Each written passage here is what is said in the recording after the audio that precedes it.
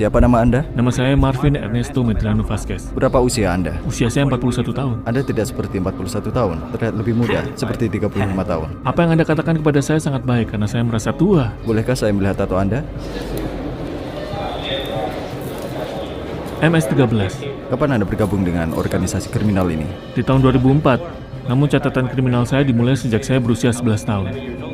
Bagaimana awalnya Anda terlibat? Ketika seseorang lahir hanya dengan seorang ibu dan ibunya bekerja, Anda akan mencari kejalanan. Anda mencari seseorang untuk membantu Anda. Anda mengatakan, oh ibu saya miskin, saya butuh sepatu, saya butuh pakaian. Dan saya mulai merampok. Saya juga membutuhkan figur ayah karena saya tidak tumbuh bersama ayah saya. Dan saya mencari sekelompok geng. Saya melakukan pembunuhan dan datang ke El Salvador, mencoba mengubah hidup saya. Tetapi ada lebih banyak geng di sini, dan saya mulai melakukan hal yang sama. Dan kemudian saya ditahan. Saya merupakan tipe orang yang selalu ingin mencapai hal-hal yang menjadi tujuan hidupnya. Dan saya mencapai semua yang harus saya lakukan di sini. Tapi saya ada di sini.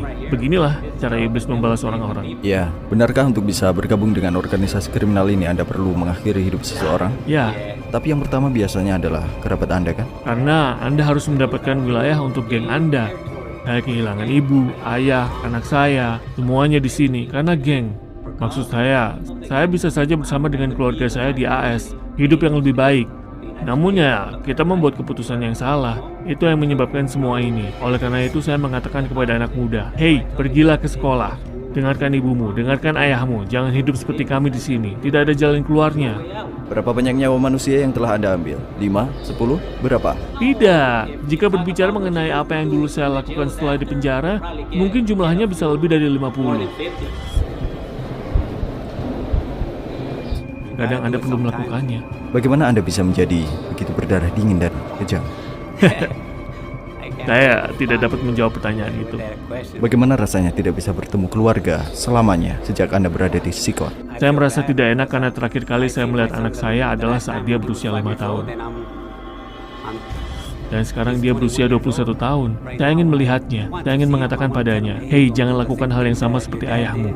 Carilah kehidupan yang lebih baik." Orang-orang yang menjadi korban Anda tidak akan pernah melihat orang yang mereka cintai lagi. Anda juga tidak akan pernah melihat keluarga Anda. Bagaimana Anda menangani emosi seperti ketika merindukan seseorang? Saya merasa tidak enak kadang-kadang. Seperti yang saya katakan, saya berbaring di tempat tidur dan memikirkan banyak hal. Kadang-kadang saya menangis dan berkata, Apa motivasi Anda untuk tetap hidup?